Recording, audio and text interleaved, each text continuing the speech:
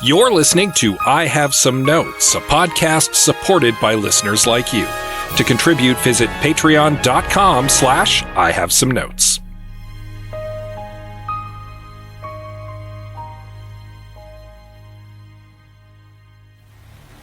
All right, Liam, you are going to love this. We're going to wrap up the big Mission Impossible franchise with a huge two-parter swan song. Love it. What's the first movie called? Mission Impossible Dead Reckoning Part 1. Right on. So the second one is Dead Reckoning Part 2. Nice and easy for marketing. Oh, no. The next one is going to be called The Final Reckoning. Wait, what? What happened to Part 2? Part 2 wasn't testing well with audiences. Okay, but that technically makes it Mission Impossible Dead Reckoning Part 2, The Final Reckoning. Huh. Oh, we're going to have to get some pretty big billboards. I have some notes.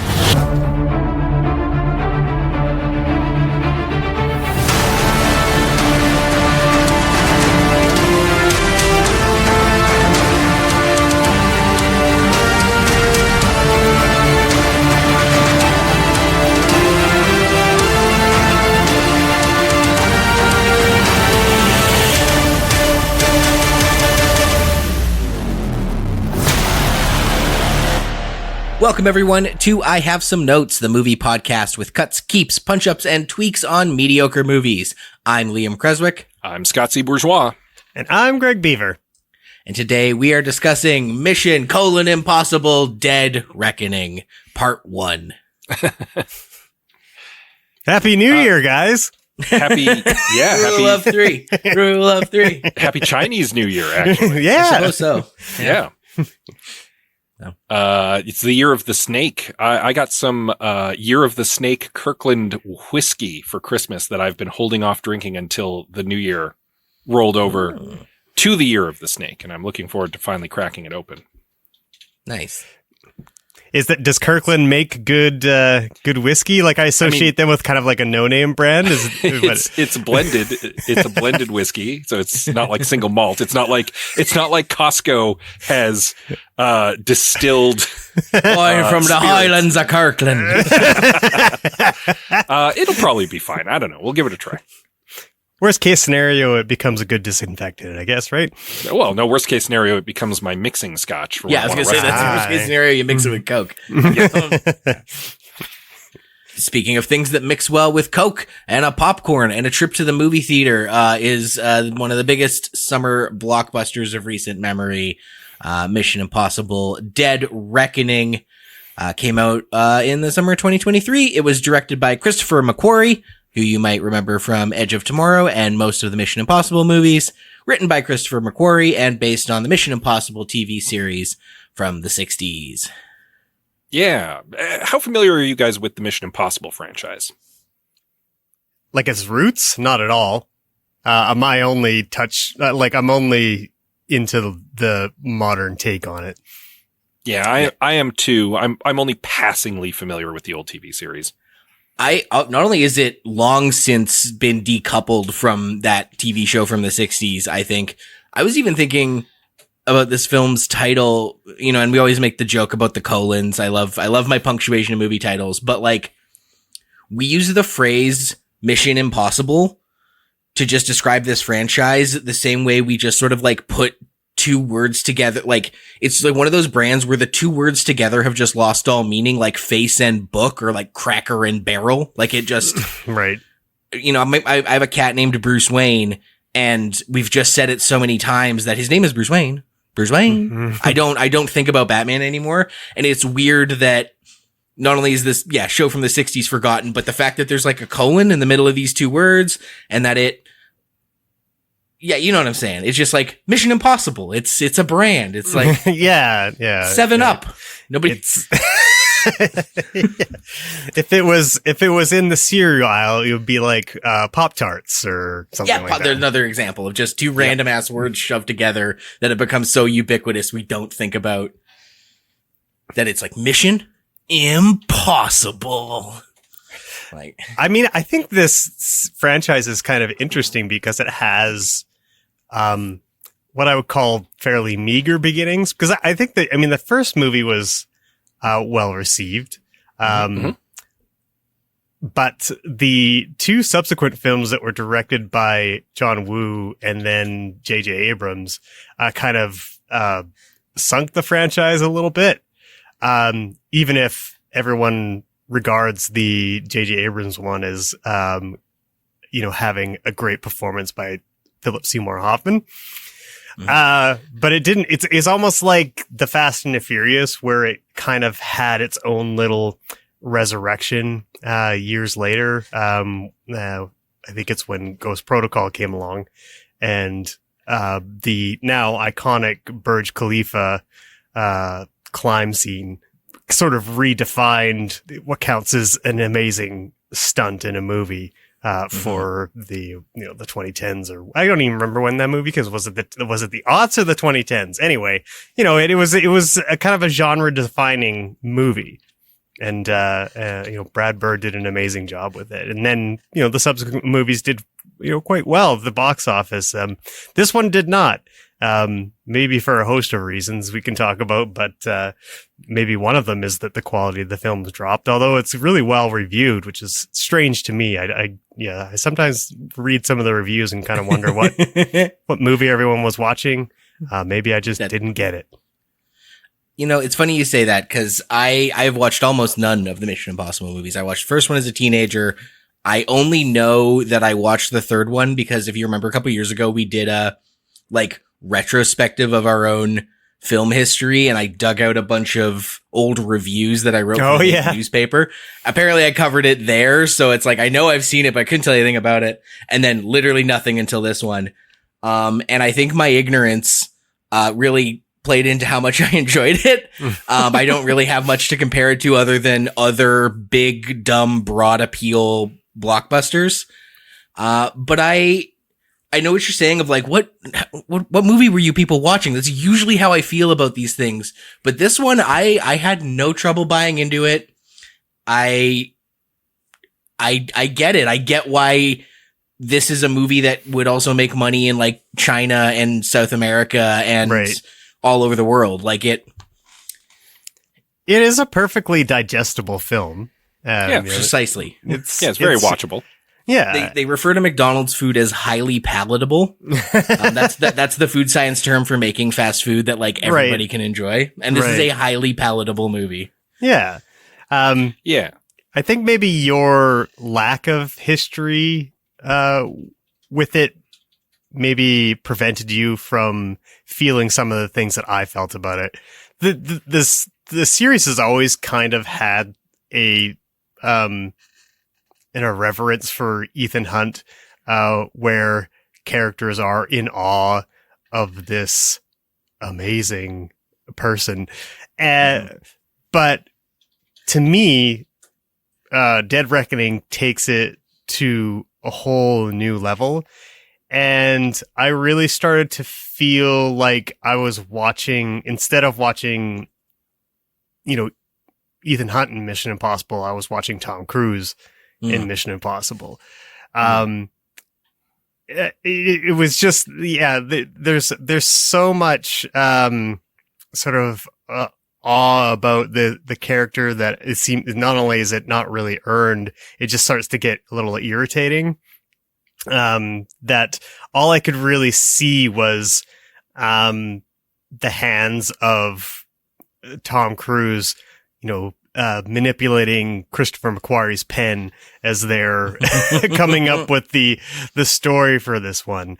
And, it took me out of the movie quite a bit. And the other thing too is that he's, I know why they're wrapping up the series, because Tom Cruise is getting older. And he usually looks pretty ageless, but in this movie, he looks very much the 60-year-old that he is, So I don't know, when you start to get pretty old in action movies, it starts to strain the believability of it. And that also contributed to me not quite enjoying it the way I have other Mission Impossibles. Fair enough. And we were discussing beforehand too, some of the plot beats apparently were constructed whole cloth for this movie, which was a surprise to me because I just assumed it was a bunch of references to the older ones. Obviously, the character of Ilsa was in some other movies, sure. But the fact that like Gabriel is his old ally, his oldest, nemesis who's got him so many times before. And this is the ultimate. And I was like, okay, yeah, this Gabriel guy must have been in at least one of the other movies. And You're telling me not at all. Completely. Oh, that blows my mind. Cause watching this, I was like, oh, cool. The some old guy is back for revenge. Classic plot. But if he's made up entirely for this movie, yep. They shoehorned in a retcon that made him into some old foe who has just never come up before. Yeah. Wild. That's wild. Which is really disappointing considering that Solomon Lane, who was the villain in the previous two movies, was a very good villain. He was creepy. He was scary. It's quite the drop. They had two movies for them to kind of develop this relationship between Ethan Hunt and Solomon. So there was some history and all that kind of stuff. Whereas this seems to wave its hand at the fact that these two characters know each other and then just expects the audience to buy into it immediately. And that is a big problem right out of the gate. If you don't know any better, then you can buy into it really easily. Yeah. It's delivered exactly like that. To the point where I would love to commend this movie for something. We've watched a lot of these kind of big, broad appeal action movies on this podcast over the years, and I really am not, they're not my style. I don't have much of an appetite for them. And this one, unlike things like Kingsman: The Golden Circle, Uncharted, Rise of Skywalker, The Core, Armageddon, I didn't feel like this one was insulting my intelligence.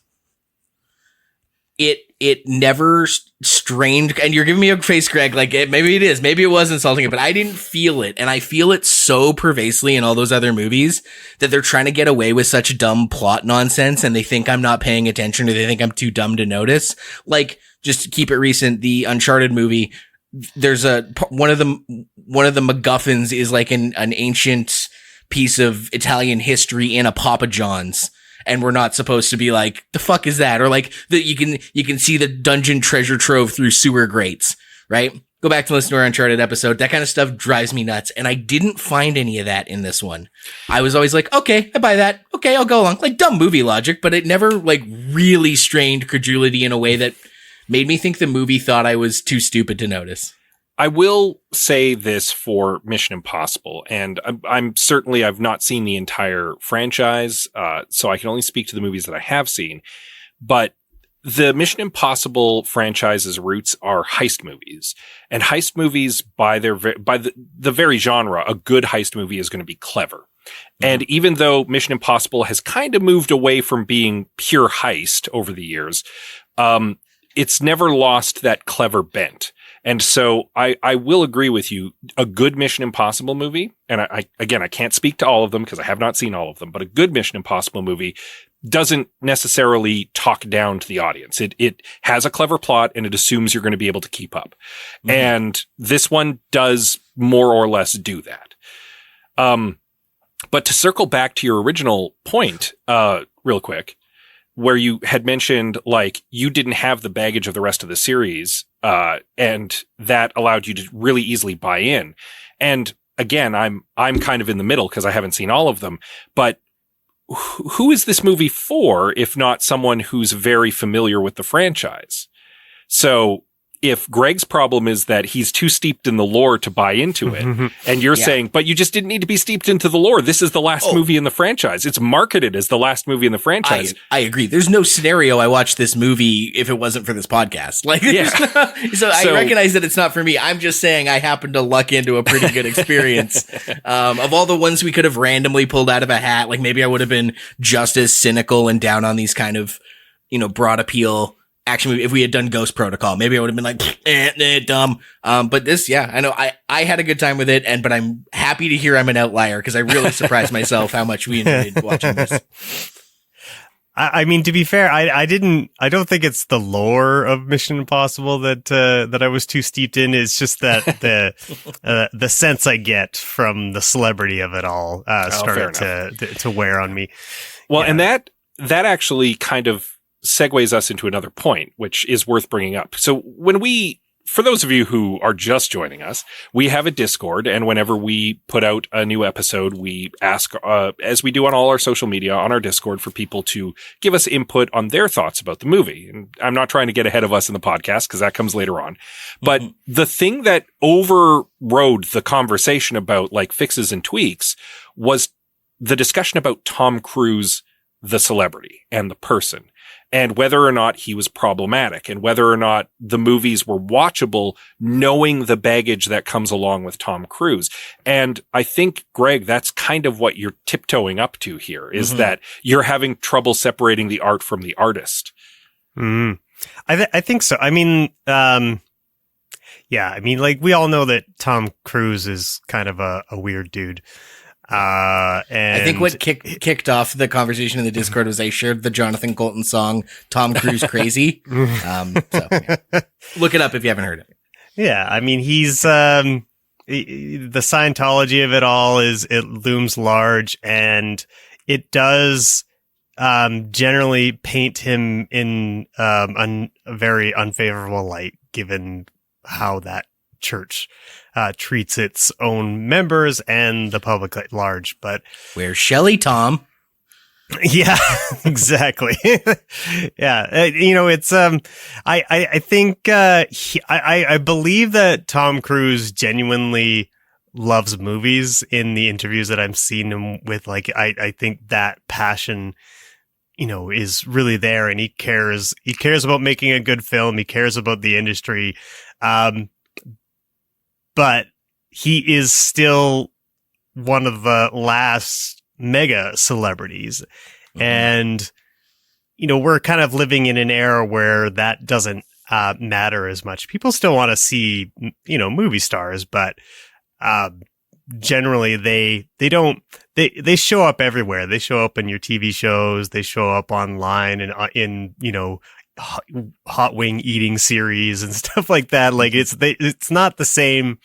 Like, you don't have this sort of walled off, like, oh, this celebrity would never do this, which you can feel about that how you will.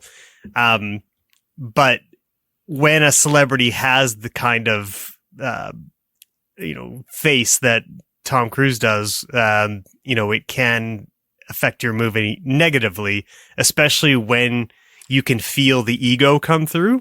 And that's how I feel about this movie, is I just feel like the ego started to come through much more than what it had in previous Mission Impossibles. I assume one of the, like I said, I avoided these movies because I don't love big dumb blockbusters generally, but I also avoided it for all those reasons you said. And I always assumed the ego was front and center from like pretty much episode 4 on. Like once he's jumped on Oprah's couch and made it clear what a nutter he is. Like, I just assumed the movies, like, you couldn't parse them, and it's one of the reasons I avoided it. I always joked I only had enough Scientology cognitive dissonance room for Elizabeth Moss and Beck. And I couldn't fit any more of being a fan of Scientologist celebrities, because Elizabeth Moss and Beck had all my cognitive dissonance. But then I found out Beck's not a Scientologist anymore. So I'm taking applications. Will it be Cruise? Probably not Tom Cruise. Yeah, I mean, like, he's kind of like the face of the church in some ways, and and that in and of itself is quite problematic. Well, I shouldn't say he's the face of the church, but he's just like the most public face of it. Like, the most public person we know that's involved in the church in a very, very deep way, who has it's well documented that he's good buddies with David Miscavige and all this other stuff. So yeah, it can, if it seeps into people's mind when they're trying to watch a Tom Cruise movie and they just can't watch it, that's perfectly valid. And as we've probably mentioned before on this show, is that, the death of the artist kind of thing is always up to each individual idea of what that means. And it'll probably vary from one person to the next, just depending on how attached you are to the medium, or the media that they produce. Right. So yeah, I find a way of getting around it with Cruise. I don't know why.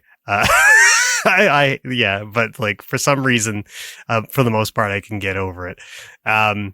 But yeah, this time around, I had a much tougher time with it. Fair.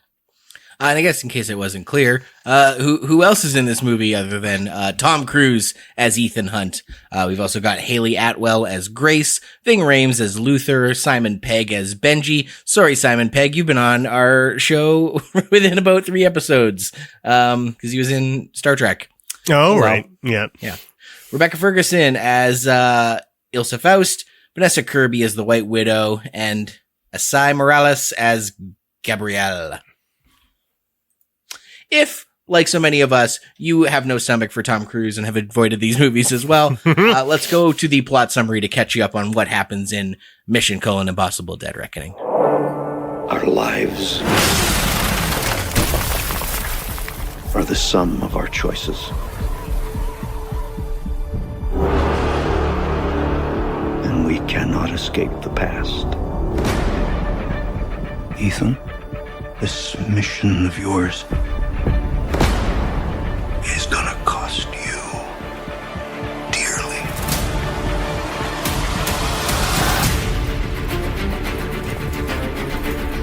The world is changing. Truth is vanishing. War is coming. It's been a long time, friend. You've no idea the power I represent. It knows your story and how it ends.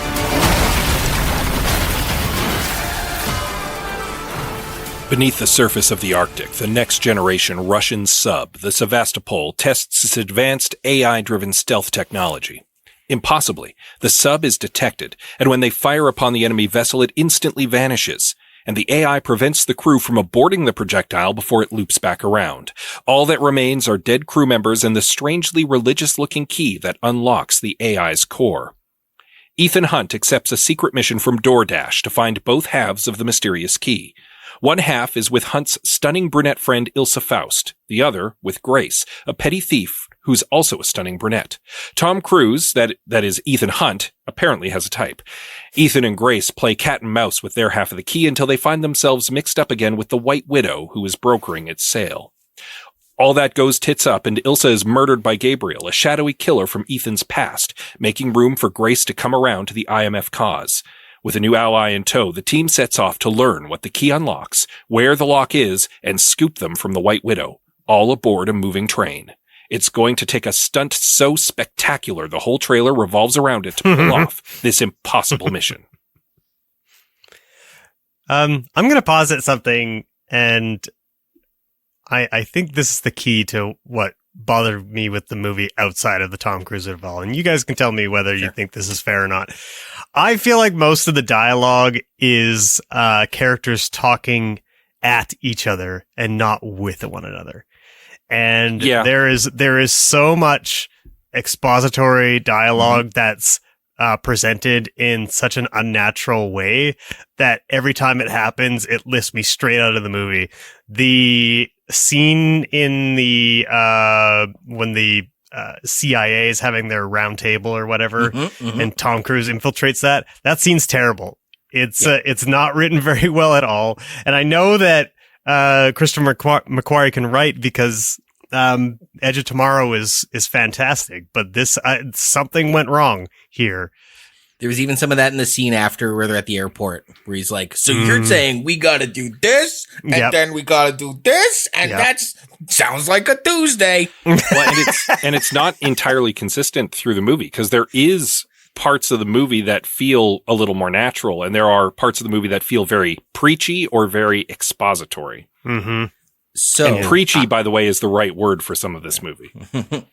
I agree with everything you said, but I actually think it works in its favor and makes room for the movie to do something else really, really well. So I noticed that as well. Really big, unambiguous, clear, repeated exposition.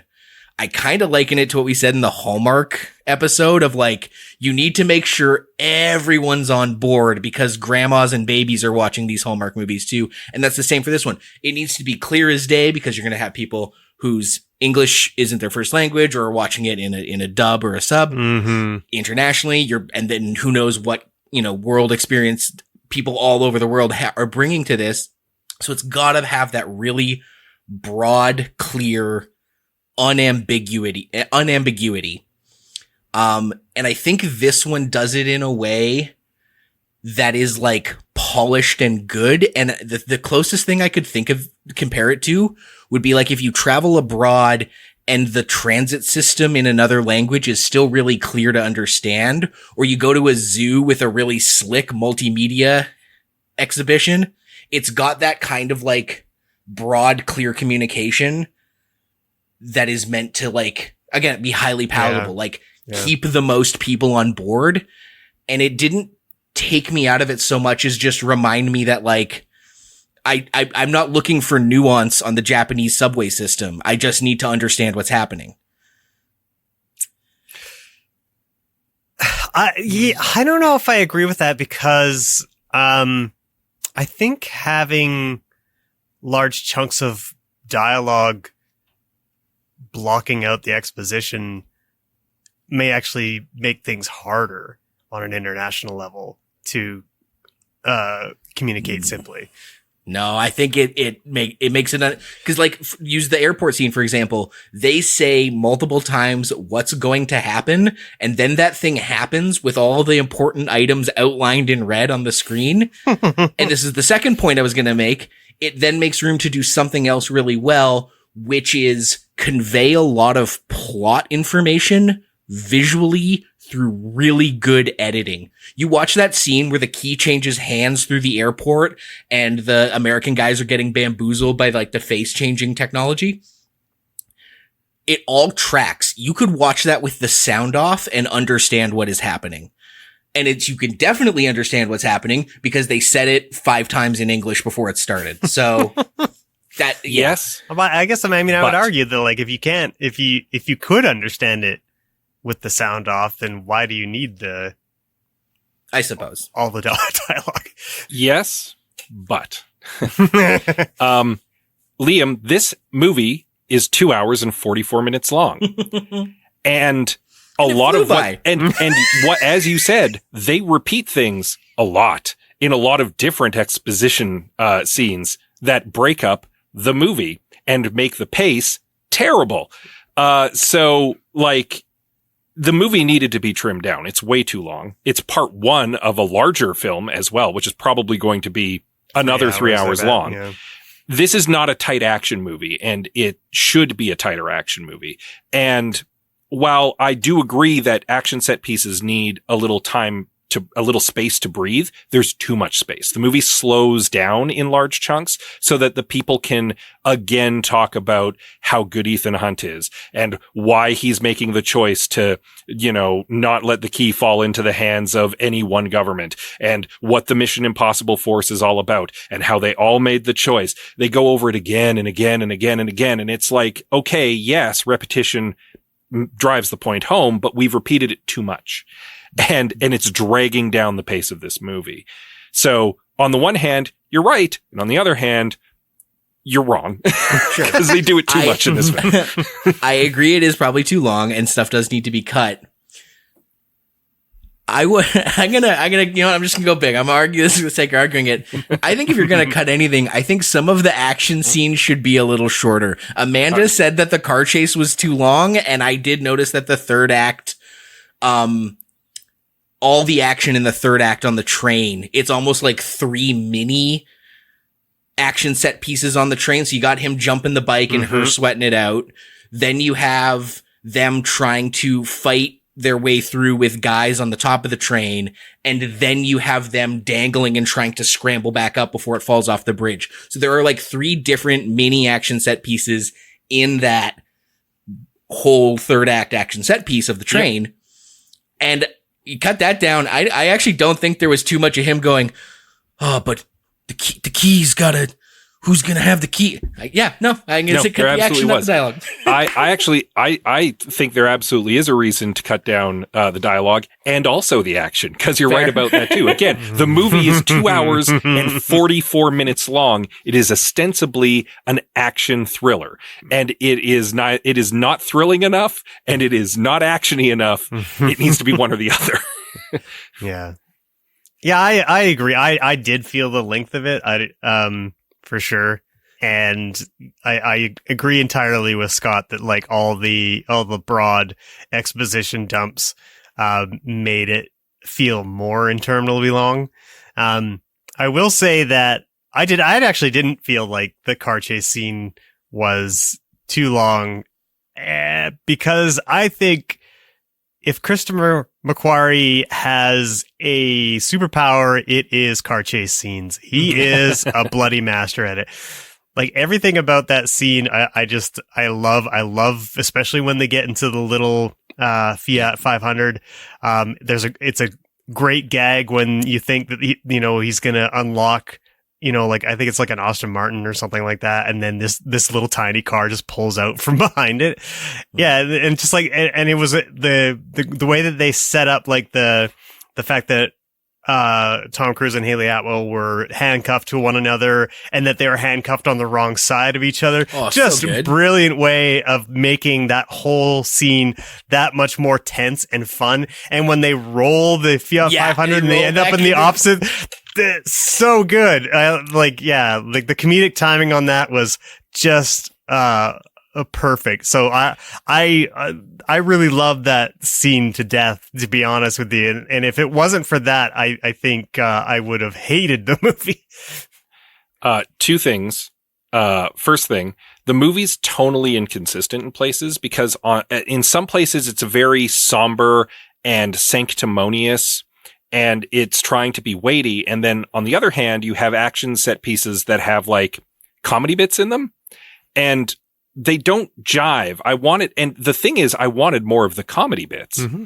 Yeah. I want these super competent spies to occasionally find themselves in situations where something's gone wrong and it's funny, and they're just trying to roll with it, because that's one of the bits of charm about like a good heist movie in some ways. You got a bunch of bumbleheads trying to rob a bank, and they make it work. And that's kind of more of what I want to see. And this movie spent large portions of itself taking itself way too seriously, and then would punctuate that with moments where it wasn't. And I was like, I'm getting a little bit of mood whiplash here, movie. Please make up your mind what you want to be. I love where this is going. I love that I'm weirdly going to bat for this.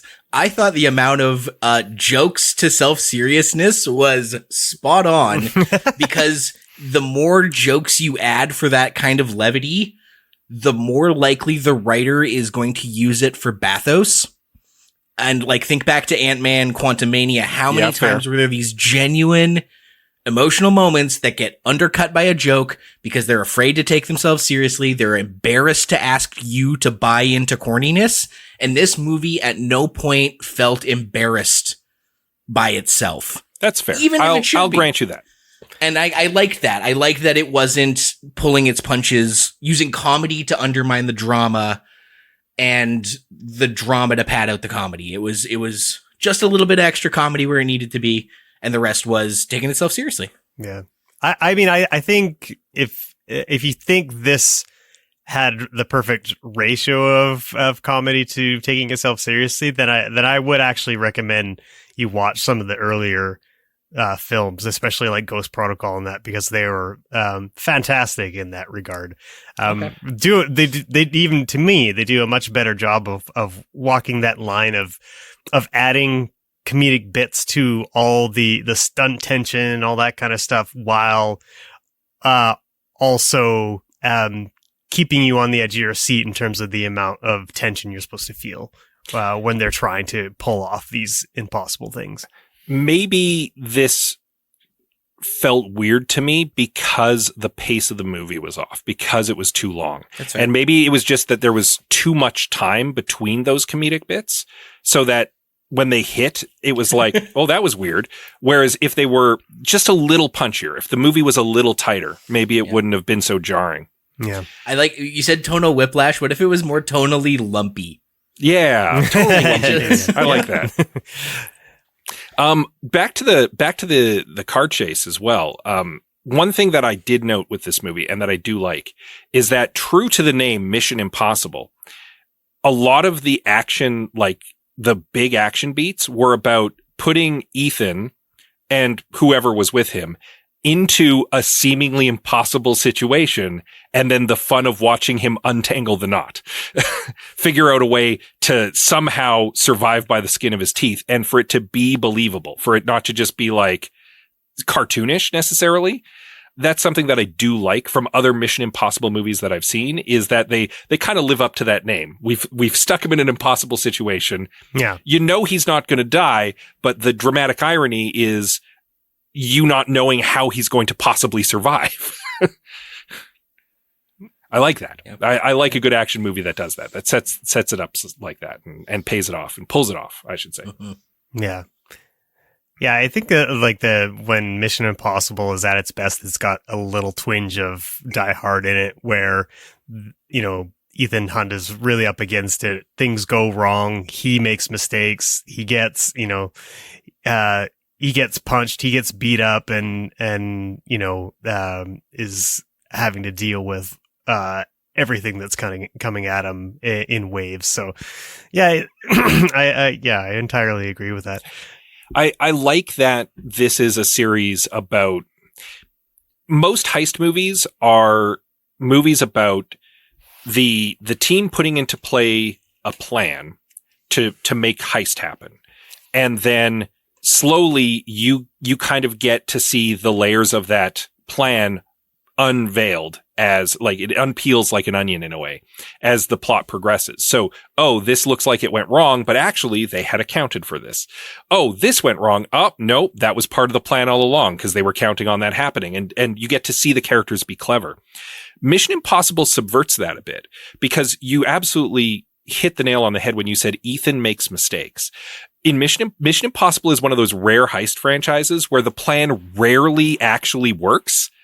They have a plan and they try to stick to it, and then something goes wrong, or someone makes a mistake, or something wasn't accounted for. And instead of them having been so clever that they planned for it originally, they have to be clever to figure out how to adjust and roll with the punches. And I think that's why Mission Impossible kind of sets itself apart a little bit from other heist franchises too, because the characters are clever in a different way. They're good at improvising rather than having planned this meticulous clockwork thing from the start. Mm-hmm. Yeah, like those Now You See Me movies are kind of like cringy for that reason. I've only watched a third of those and shut it off because it was so annoying. I've watched the first one. I've just seen clips.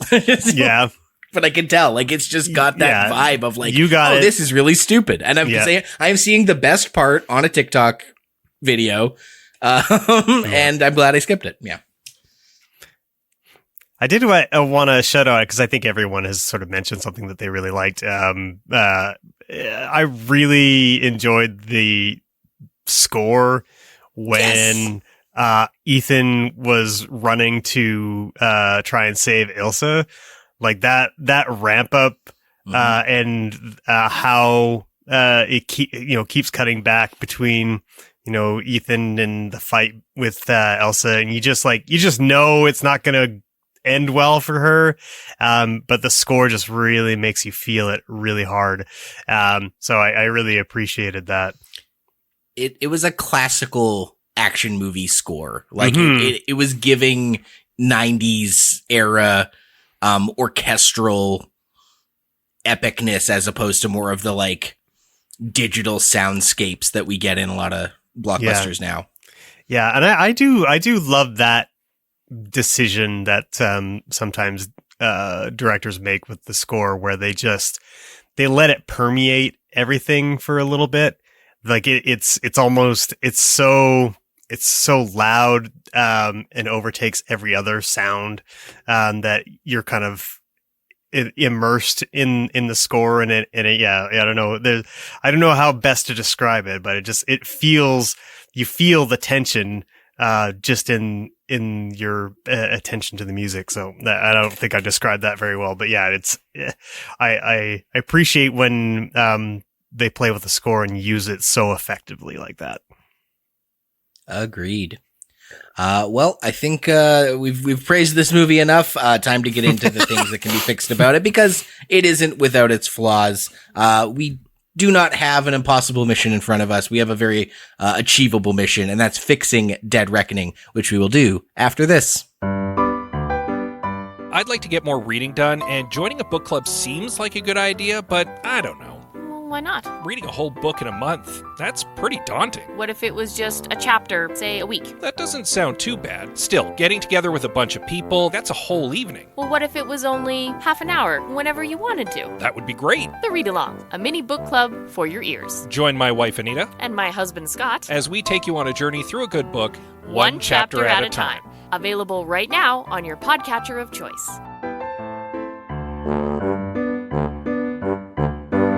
Welcome back to I Have Some Notes. Greg, Scott, let's fix Dead Reckoning. Make it shorter. Done. All right. On to listener comments. I already said how you do it too. Cut just about everything. Everything just needs to be shorter. Action scenes shorter. Dialogue shorter. Exposition shorter. Yeah. Just tighten this up, and I think that you have a much better paced movie without as much repetition, and it probably wouldn't feel as preachy. Can you explain your preachy? You had said that before, and I kind of glossed over it, but now that you brought it up again, what parts of this was preachy, and what were they preaching? Maybe not preachy to us, but the characters are very preachy to each other in this movie. And sure, Ethan is very sanctimonious in this movie, and Greg kind of mentioned that too, in that like he's kind of up on a pedestal in this movie in a way that he's not in some of the other movies, at least certainly none of the ones that I've seen. And the movie treats him with a certain level of reverence. And that, again, that might just be because of the length of the scenes where they're talking at one another or being expository, especially about like what they stand for and why what they do is important and how no one man should have this power. Maybe if that was tighter, it wouldn't feel as like overblown. Yeah. Yeah. That's fair. So, and again, maybe preachy wasn't the right word. I don't think the movie was preaching at us, the audience, necessarily, but it did feel in some cases like the characters were preaching, especially at Grace. Yeah, they were belaboring their value of pure altruism, of wanting this thing. He's the only one who wants it destroyed, not controlled. Yeah. And the power of friendship and how we like look out for one another and stuff. Like there's a little too much of that. Yeah, there's a little too much of that. And again, I think this is easily solved just by trimming it down. Cut 40 minutes out of this movie somehow. And I think that you've solved a lot of the problems that I have with this movie. I just had a thought, and I hope this doesn't derail the conversation too much, but is Mission Impossible propaganda?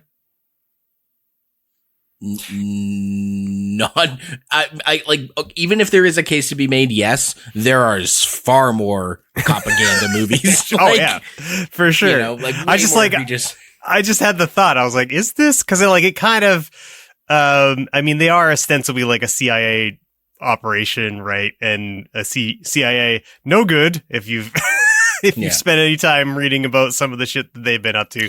But at the same time, they're not, because as the movie points out at the beginning, the Impossible Mission Force is its own independent entity. They work with the CIA, but they also work at their leisure. Like they choose to accept the mission.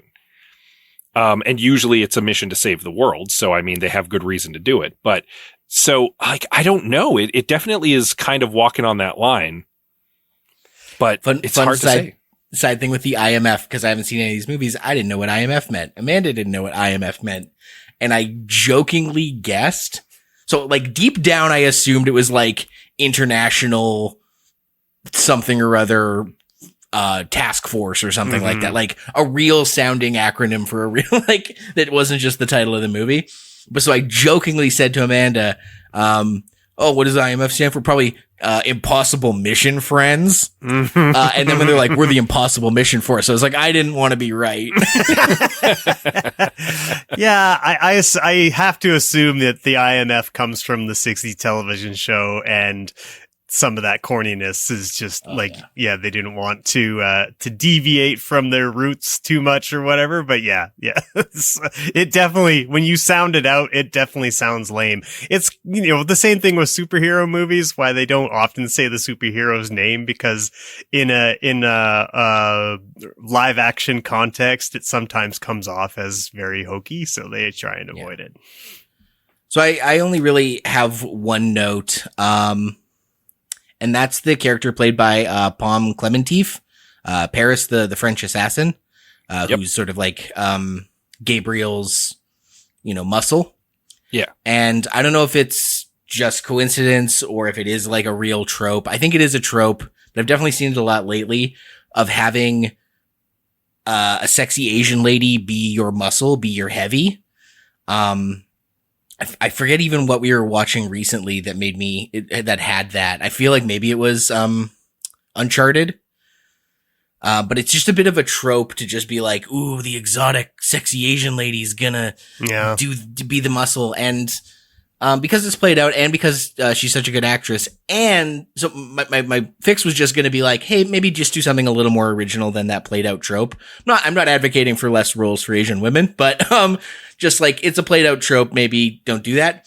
And now finding out that Gabriel was created whole cloth, he's not a character that existed before. My note is just switch him. She's the old friend who has a hate on for him and really wants to fuck with him, and this sexy silver fox guy is her heavy.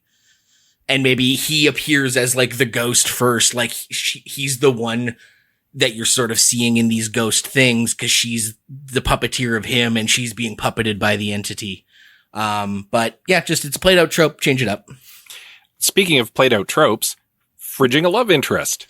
Yeah, I didn't mention it in the first half, but I found that real icky that the movie killed Ilsa to make sure that Ethan had bad feels and made it personal with Gabriel, especially because in the shoehorned backstory, he'd already fridged one of his ex-girlfriends, and he already had made it personal and made him have feels.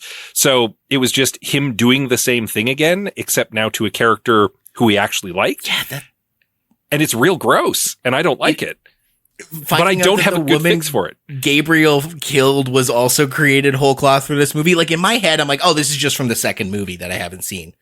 Like, because I remember enough about the first one as a teenager, so I just assumed Gabriel and the woman Gabriel killed were from episodes 2 or 4 or whatever. Like, here's the thing. I thought the same thing, because again, I have not seen all the movies. I looked, and that's how I found out that he's not in any of the other movies. That sucks. That's really lame. And yeah, and the fact that he's now killed two women specifically that Ethan had a romance with, which means that he did in fact fridge both of them. That's literally the trope. And the fact that it happened to a character who we know and like, who is very competent and capable otherwise, like I find it really icky, and I don't have a good fix for it. So I'm glad I have a fix, and I'm going to use the thing I just said about flipping them. So Paris, Gabriel was a dear friend of him, another agent that he worked so closely with, his closest, bestest, impossible mission friend, Gabriel, old school friend. And, he gets killed by this terrible assassin, Paris. But then, like, he's not dead, and he's mad, kind of Jason Todd style, that Ethan didn't avenge him, but he did live. And so now him and Paris have teamed up to fuck with Ethan. And there you go. So now another, like, a man got killed, and yeah. Or just like, maybe not Gabriel. Maybe Gabriel's not the old friend, but like, if you have Paris as the Gabriel role, then the person that Ethan cared about that she killed can be a man, a friend, instead of another woman. You know what? Actually, I'm simplifying this as I say it. You know what you do instead? If this whole backstory was made up whole cloth, Gabriel killed his friend, not his ex-lover. Like a male friend. That's better, ostensibly. But also, you were touching on something that I actually think could have just worked as well, which is rather than have someone get killed to make Ethan feel bad and make it personal, just make it a betrayal. Yeah. Gabriel used to be Ethan's like pal. He used to be his number 2. He used to be on the Impossible Mission Force or whatever under Phelps back in the day. And he went bad. He broke bad, and now he's working for bad guys, and he betrayed Ethan. And there's already a personal connection and a reason to really hate him. Very good. Probably would fix it. I have to believe that's been done once already. If we're Probably. like 9 movies in, because I'm like, that's like 4 Bond movies. Yeah.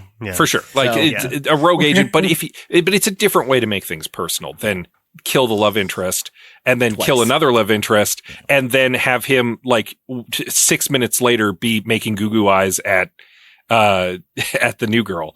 Yeah. I mean, those are good things. Like, it's kind of like nibbling around the edges of, some of the things that, I don't want to say they're minor, but, I don't think that changing those things necessarily fixes the core of what's eating at this movie for me. Like I mean, what you're talking about is important because the at the end of the day, Ethan Hunt doesn't have a good foil in this movie, and it's because they don't spend enough time setting up who Gabriel is.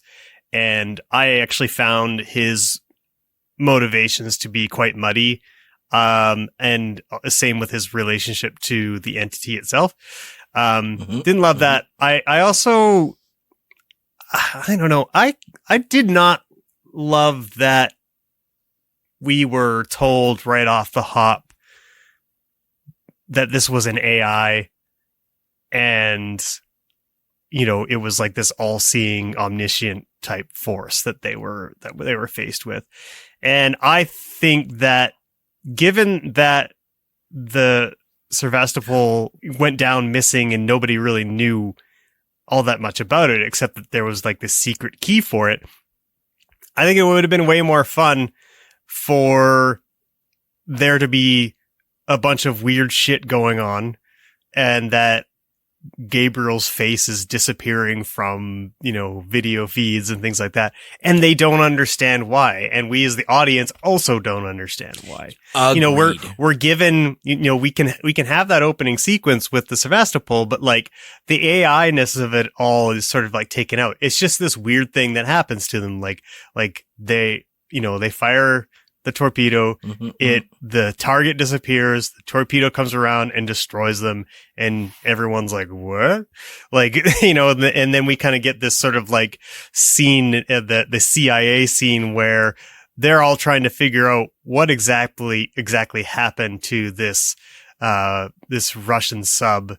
And they're more concerned about, the Russians rebuilding it or having it, having it at all because it it's happened to them. because of the stealth technology is what they fear.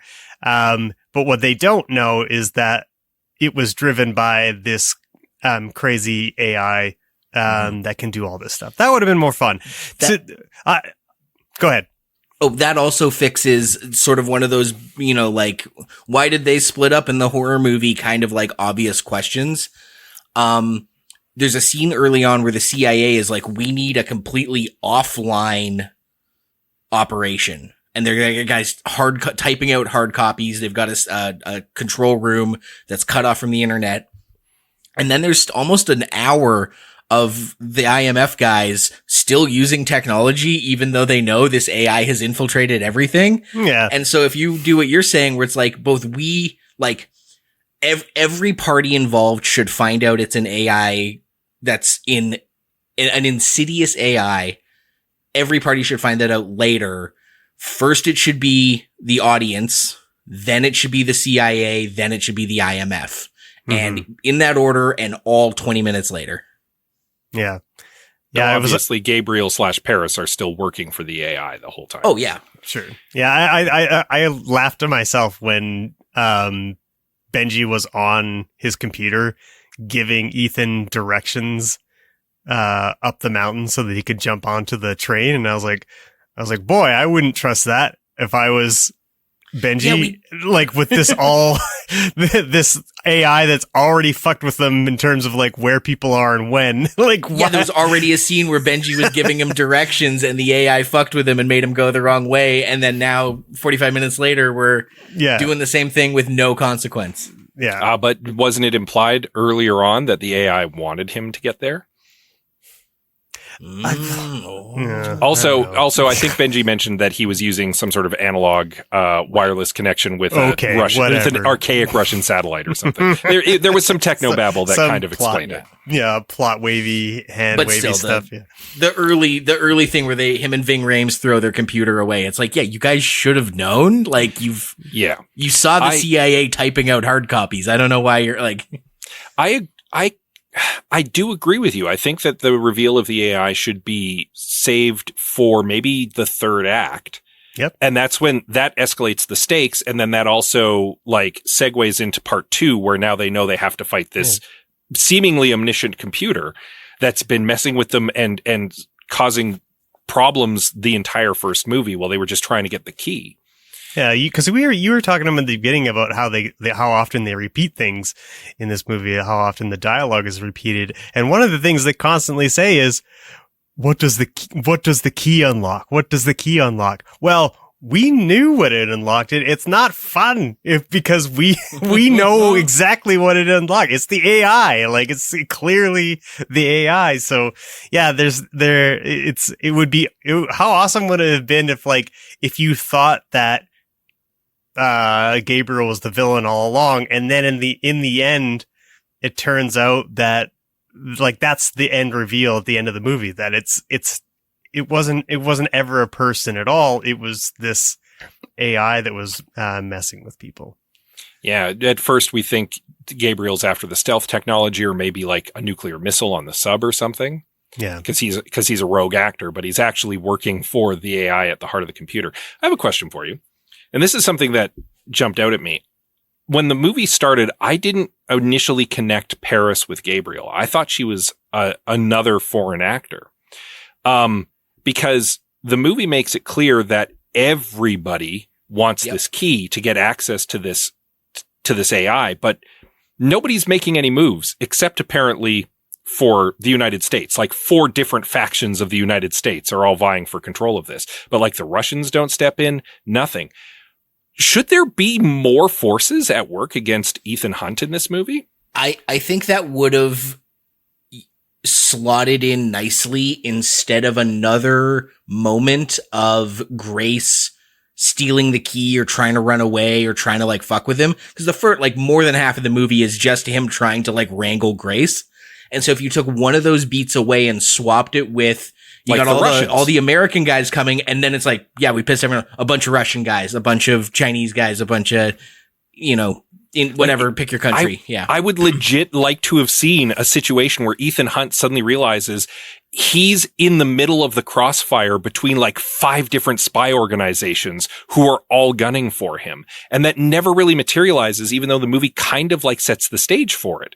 And I wanted to see that. I wanted to see CIA guys and like, Russian guys like just tripping over each other trying to get to him. Yeah. That'd even be a fun thing of him being clever, where like he could maybe play them off each other. Cause he kind of, there's already that scene where like the cops are chasing him through Rome and Paris's crew is chasing him, and maybe there's like CIA. A third party and the CIA. And so he ends up in like the middle of a triangle, but you could add 2 more factions and now he's in the middle of a star. Yeah. And it gives you 2 more factions for him to play against each other, like to, trick the, Interpol into crashing into the Kremlin. Like, yeah. I think that could have been fun. And that's something that I just thought of while we were discussing. Like, maybe it'll be in the second maybe one? There should have been more spies in this spy movie. Yeah, like, I mean, it could be in the second one. Like, word has got out, and now the like Bangladesh military is after it. Like any power who has this AI could conceivably rule the world, right? So, like, why wouldn't some minor power just show up and be like, oh, why is why is Abu Dhabi here? I don't understand. No. Yeah. Yeah, I wonder if, because this is the end of the series, supposedly. Yeah. If we could find a way for Ethan have to face whether the IMF is good actually, or whether maybe he needs to dismantle it entirely. And I was just like, I don't have the fully formed thoughts on this, other than I was thinking that what would be Gabriel's reasoning for working with the AI? Is it something like, the world is out of control, and I believe in my heart of hearts that that the AI can help us unfuck it, like, and then The ultimate AI tech bro. yeah, and then it kind of pits, AI versus humanity, and Ethan Hunt would maybe have to reckon with all the things that the IMF has done to like destabilize the world or whatever, and then for him to have to not only work against the AI but find a way of dismantling the structures that he's been a part of his whole life. That would be interesting, I think, and probably something that Christopher McQuarrie and Tom Cruise are not interested in tackling. But Well, the other reason why they're probably not interested in tackling that is because I kind of feel like they might be soft peddling Grace as the new lead of a rebooted Mission Impossible series. Yeah, when they've got Kittredge, who seemed like always the sort of Right. like unhelpful man in the chair, or like not man in the chair, but like I got the impression, having never seen any of these other ones, that Kittredge is sort of the guy who sends them on these missions, and their relationship is more and more contentious with every movie. Next time, after Dead Reckoning Part 2, The Final Reckoning, Hunt for Curly's Gold, the next one is some new fresh-faced young person and Silver Fox Tom Cruise sitting in the chair, sending out the missions that'll soon self-destruct.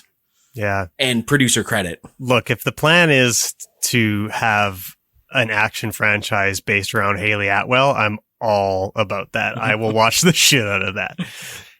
So I'm on board.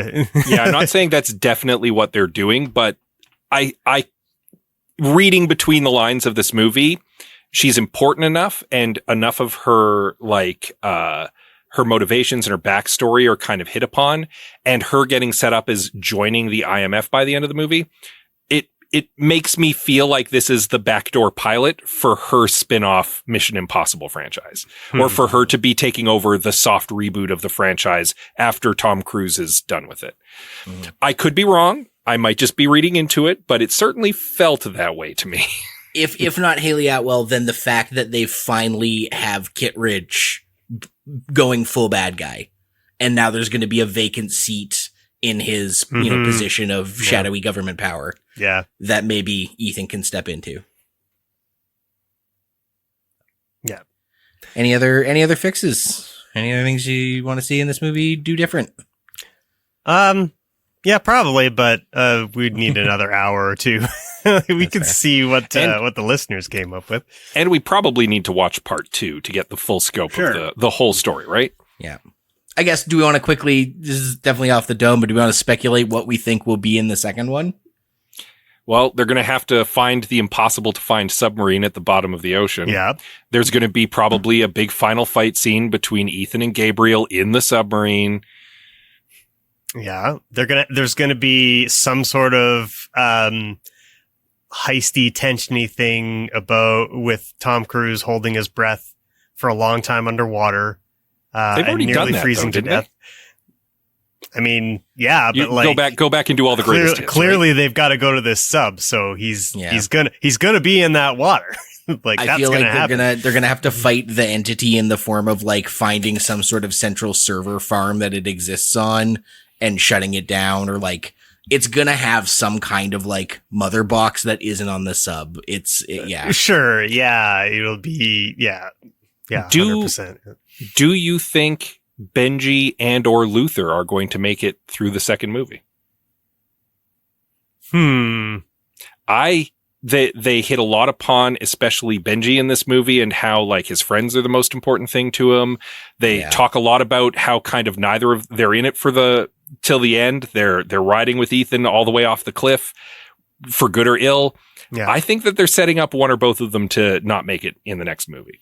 Damn. I don't know if they're planning to kill off Ethan Hunt, but I suspect that Benji or Luther, or possibly both of them, are dead by the end of the next movie. I did clock during one of Kittredge's monologues that he talked about people that mean the most to Ethan, and then they immediately cut to Simon Pegg. So I think you're on to something. Yeah. Yeah. I don't necessarily know they'll both die. The ultimate feel bad in that it's not a replaceable woman. So yeah, there's our wild, irresponsible speculation about the next movie. And we have listener comments. Thank you to everyone who contributed. Follow us on social media when we ask for these. We love your feedback. Gives us new things to think about. Gives us stuff to discuss here at the end of the episode. And the best place to get our attention is over on the Discord. We'll tell you more about that at the end. But first, we're going to hear from Jeff Sampson now via Blue Sky. Actually, Scott, do you want to read this one? So Jeff Samsonow from Blue Sky says, don't kill Ilsa. And then definitely don't just move Ethan right on to the next lady spy. I couldn't stick with the new spark. Atwell is good, of course, as it felt like it should have just been Ilsa. And it's not like they needed more stakes with a world-ending AI and the return of Kittredge. I'm also not sure about the human big bad. We'll get more of him in part 2, but he fell flat as a threat here. It might have worked to have Kittredge be the main human adversary, only to then tip over to Gabriel as part of the cliffhanger. And they needed that, in my humble opinion. This is very much like the first half of the story. It could have been more fun to let these characters scheme and solve rather than put them in the usual set pieces and then just leave the resolution to come. But I'm a big MI fan, so I'll definitely be all about MITFR. Yeah, Jeff hits upon kind of a lot of the same stuff we did here, especially in regards to Ilsa, kind of Gabriel not quite clicking right. Yeah. And he's absolutely right with the stakes. The world-ending AI is already pretty big stakes. So did we really need for Ethan to have this big personal grudge against Gabriel? Yeah, it's pretty flimsy, just that idea that like, well, what, like, the only person the AI is afraid of is Ethan Hunt, so he got the guy who hates him the most to help it. Or it got the guy who hates him the most to help it. I will admit, I do kind of like the Xanatos gambit of it, though, because the AI is counting on Gabriel to either be the one guy who can kill Ethan Hunt, or as the only person who knows where the AI is, for Ethan Hunt to kill him. And either way, the AI wins. Because the one person that the AI thinks could stop it either is dead or can never find it. That's pretty solid as a Xanatos gambit goes. Yeah, it's a good motivation for a feelingless computer. And I did like the twist at the end where Ethan had sort of, hey, can I trust this Kittredge guy? I trust him to know your value. And that's all she's given about Kittredge. So then when she meets him, she thinks he's an ally. And now she's like trusting, because she's alone, she's trusting him. I thought that was a really fun twist as well. I was quite impressed with that bit of plot beat. Friend of the podcast, Robin Slack says, keep your filthy hands off this beautiful film. They made an entire movie about Tom Cruise fighting a scary computer that roars, and that's not good enough for old Greggy Beeves. Don't shoot the messenger. We all asked for notes. Yeah. I will. I mean, that didn't come up too much during our discussion, but I didn't. Overall, I didn't love that it was about AI. I felt I'm kind of done with the omniscient AI that's all powerful, that can do, it's basically like if Q from Star Trek were a computer.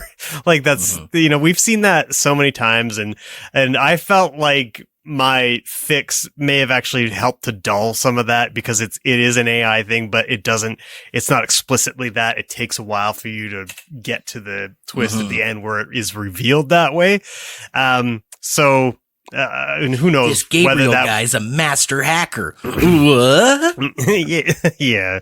I just, it felt cynical to me because we were already ramping up into this era of AI at the time. And it just felt like it was just like, oh, okay, well, obviously this movie is going to be about AI because that's all the rage right now, So I don't know. It didn't come off well for me and put me in a bad spot right off the bat. Bogoload says, I don't remember it very well at this point, but I can sum up my thoughts for the last few as more or less too long. At least one egregiously bad CGI bit would probably be better off with one less over-the-top action scene. Yeah, you know what? That motorcycle stunt, like the ground replacement was not working for me. Like it's really too bad because it's a great stunt. But like all the CGI that replaced the ramp that Tom Cruise was actually on, was very apparent. And I think at least part of the reason for that was they made that jump the center of the trailer, but also released vignettes of Tom Cruise doing it. Yeah. So you saw behind the scenes, so that when you get to the movie, you're already like, that's a ramp. I know it's a ramp. And then you can't really forgive the CGI-ness of it. Yeah, I think this movie caught me on a low brain power day where I was fully able to just sort of buy into it and clap like a seal. Hey, that happens. Usually that's not fine. My vibe. And you guys have really taken the wind out of my sails on this one. And now I understand why people resent academics and film critics and intellectuals for undermining the things they love. It's just, don't tell me it was bad. I only get to go to the movies once a month. Yeah. So, will I stop being a movie snob tomorrow? Probably not. But I've had a taste of the other side, and I understand better now. Josh Scar says, I think the biggest flaw in Dead Reckoning is twofold. It feels like both villains are afraid of Ethan because he's just the best man in the world and will do whatever it takes to save his friends, but also the world if that's taken into the villainous plan's consideration. The second point, the main villain being an omniscient AI rather than a physical person feels more like Tom Cruise patting himself on the back in the upcoming battle for creativity versus AI in Hollywood, and he's ready and willing to take it on for the sake of our sins. I mean, our entertainment. Yeah. Movie Scientology Jesus vibes for sure. Yeah. Intra 86 says, hot take. The first Mission Impossible movie is still my favorite. I like the foreboding atmosphere, the paranoia, the stripped down espionage, the what if the TV show but the mission failed angle. No, I'm not bothered by the Phelps thing because it's functionally just a name. I kind of agree with Intra 86 here. Of the Mission Impossibles I've seen, none of them have really topped the first one as like a heisty spy movie. The first one maybe feels the most like a spy movie, and the other ones that I've seen feel more like action movies, which may be why a lot of the more recent James Bond stuff hasn't super worked for me. But yeah, it all starts to blend together. I mean, the MacGuffin chasing across the globe, how different is this really from Uncharted or Indiana Jones? You're not wrong. I think we were it's a good heist thing when we did those movies recently too. Yeah. Yeah. We do a lot of movies here on the show. So tune in when we do another one in 2 weeks. That's what we do here. We fix mediocre movies. Thank you to everyone who listened to this episode on Dead Reckoning. Yeah. You can, as Liam mentioned, follow us on various social medias. We're still over on Facebook. I have some notes over there. We're at I Have Some Notes over on Blue Sky. You can easily find us. And of course, as always, our Discord server. That's where the best conversations are happening all week long, even when we're not podcasting. You can talk with us. You can talk with the other listeners, and things are hopping over there. So follow the link with this episode and join us over there. Also, while you're at it, give us a little rating and review on your podcatcher of choice, because that helps us out. And if you really want to help us out, head over to patreon.com/IHaveSomeNotes. Your financial support not only is appreciated, but you'll get access to a bunch of bonus content that we've released over the years and are always producing new and more of them. We don't have like a regular promise schedule, but we're always finding if we have the time to make something special and put it up in the Patreon, we are doing it. And everything we've done in the past is still available there. So even if you just sign up for like a month and listen to like the handful of episodes there and then undo it, I'm okay with that. That's what I do with most of the Patreons I support. And we'd love it if you did that for I Have Some Notes. Yeah, absolutely. Sometime in the next 2 weeks, we will figure out what movie is going to get the notes treatment. So keep an eye on all of our social media and Discord for what movie's coming up, so that you can get all your listener comments in. Toss us a suggestion. Yeah. That would be great. Over the next 2 weeks, I'm sure that me and Scott will try to continue to convince Liam that doing Megalopolis is a good idea. Until then, I'm Liam Creswick. I'm Scott C. Bourgeois. I'm Greg Beaver. Keep watching the skies.